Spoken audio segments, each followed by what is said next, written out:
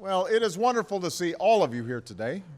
To be with all of you, I want to make some special acknowledgments. We've got some legislators here who have been fighting on behalf of the disabilities community for a very long time. We're so proud of the legislation I'm signing today, as well as legislation we signed earlier this week. So I want to acknowledge all of them. First of all, responsible in large part for guiding this process through in the Senate, Senator Mark Pryor of Arkansas, Representative Ed Markey, Democrat from Massachusetts.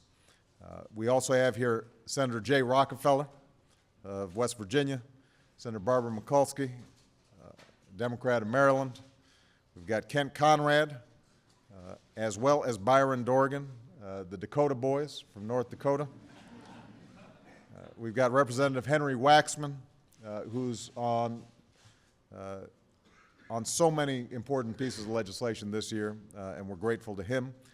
Mr. Julius Janikowski is here, who's the chairman of the FCC. Where's Julius? There he is right there. Classmate of mine, somebody who has just been a great friend for a long time. And finally, we've got this guy. Some of you may know him. I happened to be listening to him this morning when I woke up. He's what I work out to. He's what I sweet talk Michelle to. Mr. Stevie Wonder's in the house. So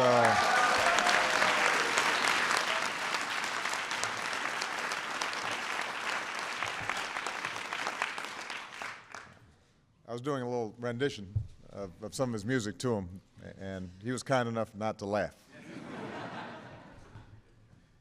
Now, earlier this year, we celebrated the 20th anniversary of the Americans with Disabilities Act right here in the White House. Many of you were here, and it was a moment for every American to reflect not just on one of the most comprehensive civil rights bills in our history, but what that bill meant to so many people.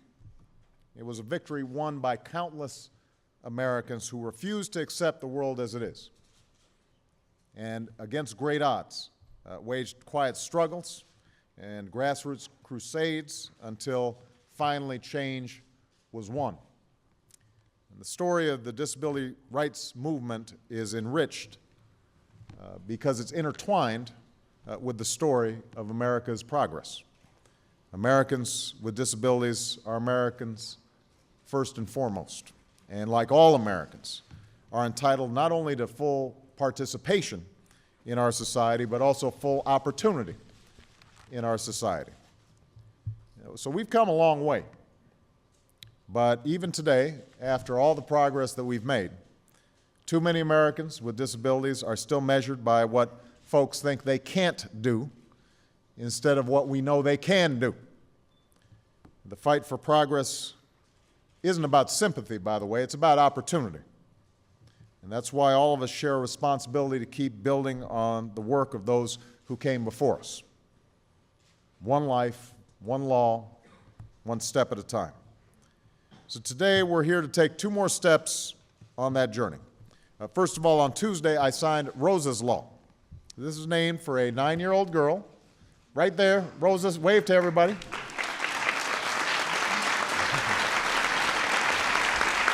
Yeah.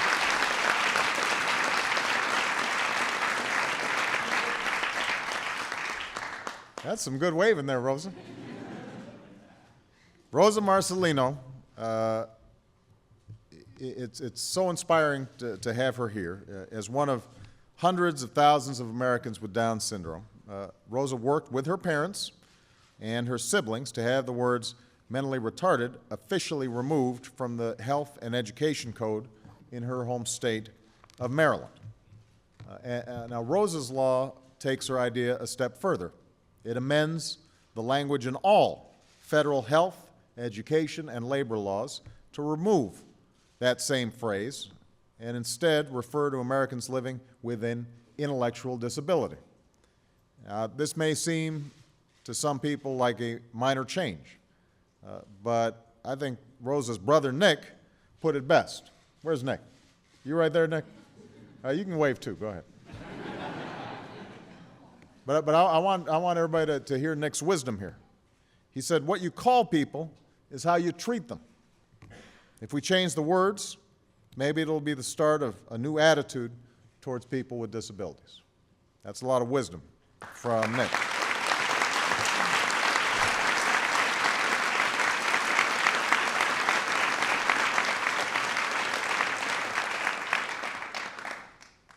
Nick and Rosa's parents are all choking up because they're really proud of their kids, and appropriately so.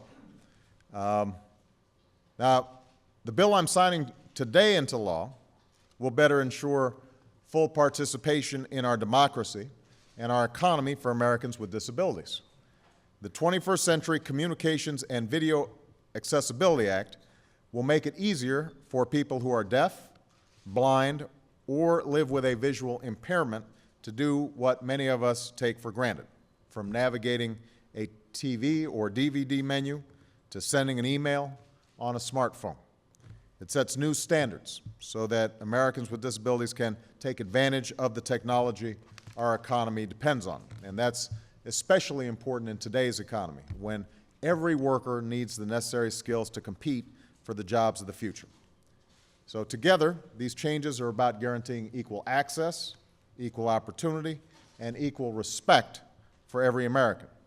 And they build on the progress that we've already made in this, as an administration over the last 20 months.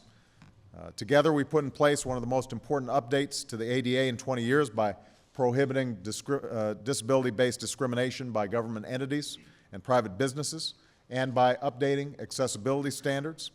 I issued an executive order focused on establishing the federal government as a model employer of Americans with disabilities. We passed the Christopher and Dana Reeve Paralysis Act, the first piece of comprehensive legislation aimed at addressing the challenge faced by Americans living with paralysis. We reauthorized the Children's Health Insurance Program, covering an additional 2.6 million children in need in 2009, including children with disabilities. And the Affordable Care Act we passed will give every American more control over their health care, and will do more to give Americans with disabilities control over their own lives than any legislation since the ADA. So equal access, equal opportunity, the freedom to make of our lives what we will. Living up to these principles is an obligation we have as Americans and to one another. Because in the end, each of us has a role to play in our economy. Each of us has something to contribute to the American story. And each of us must do our part to continue on this never-ending journey towards building a more perfect union. So I am so proud of the legislators here today. I want to thank all the advocates who helped bring this legislation about. And now I'm very proud to sign the bill.